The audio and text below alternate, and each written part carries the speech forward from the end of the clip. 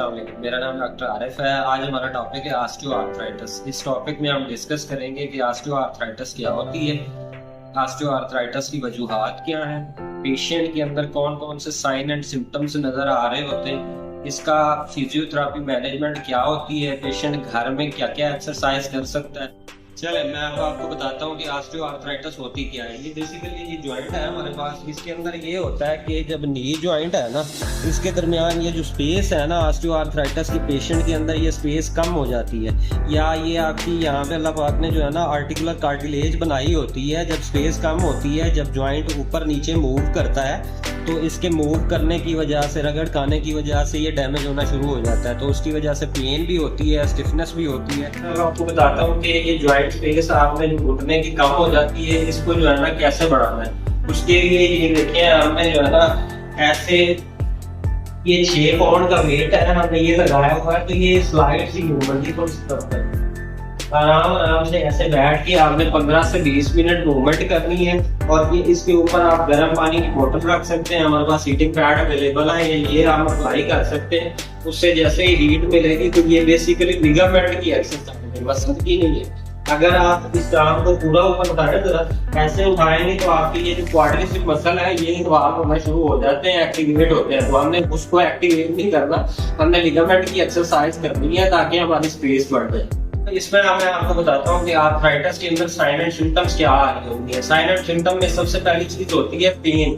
आपको पेन कब होगा? जब आप उठेंगे, बैठेंगे या कोई एक्टिविटी परफॉर्म कर रहे होते हैं ना, तो आपको आर्थराइटिस की वजह से पेन हो रहा होता है। जब आप रेस्ट करेंगे तो उसमें पेन कम हो जाएगा। इसके अलावा इसको बॉडी स्टिफनेस होती है। रात को आप सोए, सुबह उठेंगे तो आपके जॉइंट स्टिफ होते हैं, तो उसकी वजह से भी आपको पेन हो रहा होता है। इसके अलावा स्वेलिंग होती है, उसके अलावा रेडनेस हो जाती है और वो एरिया वार्म हो जाता है। तो ये इसके साइन एंड सिम्टम में सारी चीजें आती हैं। अब मैं आपको बताता हूँ कि इसके काजेस क्या होते हैं। बेसिकली एक सबसे मेजर काज जो होता है ना, इसका होता है एजिंग। उम्र के बढ़ने के साथ साथ आपके जॉइंट के अंदर डिजेनरेटिव चेंजेस होना शुरू हो जाती है, क्योंकि आपका जो नी है वो वेट बेयरिंग जॉइंट है, इस पर सबसे ज्यादा लोड आ रहा होता है। तो उसकी वजह से इसके अंदर आर्थराइटिस चेंजेस आना शुरू हो जाती है।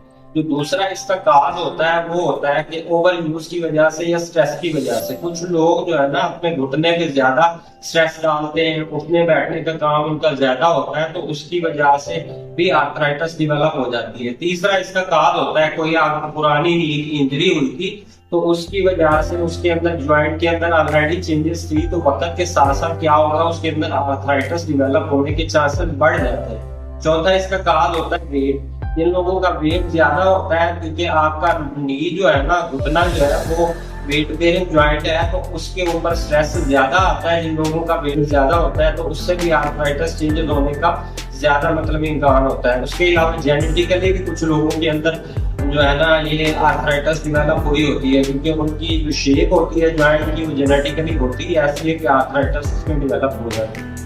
अरे मैं अब आपको इसमें बताता हूँ कि आपने घर में कौन कौन सी एक्सरसाइज इसके लिए करनी है। अगर आपको घुटने में दर्द है, आर्थराइटिस है, तो उसमें मैं 5-6 एक्सरसाइजेस आपको बताता हूँ, वो करेंगे तो आपके घुटने उससे बेहतर हो जाएंगे। सबसे पहली एक्सरसाइज जो है, आपने ये अपने दोनों पंजे ऊपर नीचे की तरफ खींचने, दोनों ऊपर देने और नीचे की पूरा पंजा खींचे, ऐसे नीचे की तरफ लेके जाए। तो ये बार बार आपने ये वाली एक्सरसाइज करनी है। तो इससे जो है आपकी ये काफ मसल है ये एक्टिवेट होंगे, ये जितने मजबूत होंगे इसके ऊपर उतना लोड कम होगा।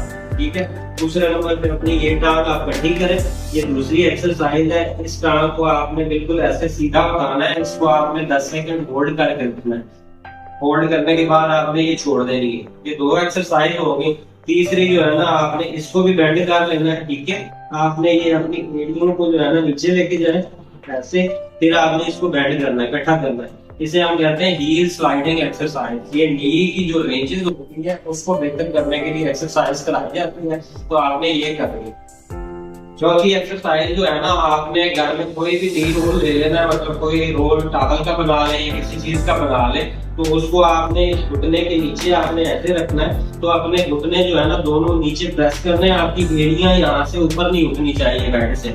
आपने इसको 10 सेकंड होल्ड करके रखना है, फिर आपने छोड़ देना है। ये एक्सरसाइज करवानी है, इसे कहते हैं हम नी आइसोमेट्रिक एक्सरसाइज। ठीक है। इसके बाद आपने 5वीं एक्सरसाइज जो करनी है, अपनी दोनों टांगे इकट्ठी करनी है, ऐसे बेंड करनी है कि दोनों घुटनों के दरमियान में स्पेस है, तो इसको हमने दरमियान में रखना है और इसको दोनों घुटनों को आपस में दबाना है, जोर से दबाएं। आपने इसको जोर से दबा के 10 सेकंड होल्ड करके रखना है। ये भी रिएस्टोमेट्रिक एक्सरसाइज होती है। ये आपके ये जो अंदर वाले मसल है ना, एडेक्टर मसल, इनकी स्ट्रेंथनिंग के लिए एक्सरसाइज कराई जाती है। जब आपके घुटने के सराउंडिंग मसल मजबूत होंगे तो उससे घुटने का दर्द आपका ऑटोमेटिकली कम होता जाएगा, उस पर लोड कम हो जाएगा। इसमें जो नेक्स्ट एक्सरसाइज आती है, छठी एक्सरसाइज, ये हमें ये पोजीशन बनानी है। आपका नीचे वाला जो घुटना है वो ऐसे बेंड होना चाहिए, ऊपर वाली टांग बिल्कुल स्ट्रेट होनी चाहिए।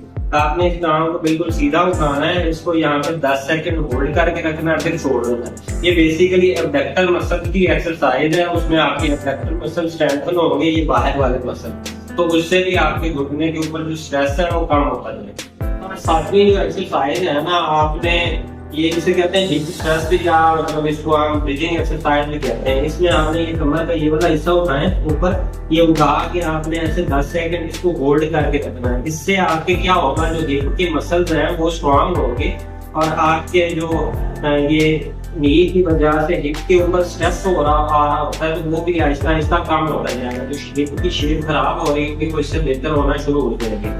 इसमें मैं आपको बताता हूँ, जब ये पेशेंट ऑस्टियोआर्थराइटिस के इस पोजीशन में रात को लेटता है ना, इसमें होता क्या है, ये आपके दोनों ज्वाइंट आपस में ऐसे रब कर रहे होते हैं, तो उससे पेशेंट को इरिटेशन होती है और पेन होता है। और दूसरा इसका नुकसान ये होता है कि आपके लिए देखिए, इस हिप वाले एरिया के अंदर भी स्ट्रेस आ रहा है, ऊपर को उठा हुआ है, तो इसके लिए सबसे अच्छी पोजीशन ये होती है, जिसको ऑस्टियोआर्थराइटिस है, तो वो अपने दोनों घुटनों के दरमियान में ऐसे पिलो प्लेस करे और इस पोजीशन में लेटेगा, तो उसके लिए सबसे कंफर्टेबल पोजीशन होगी और उससे कम पेन होगा।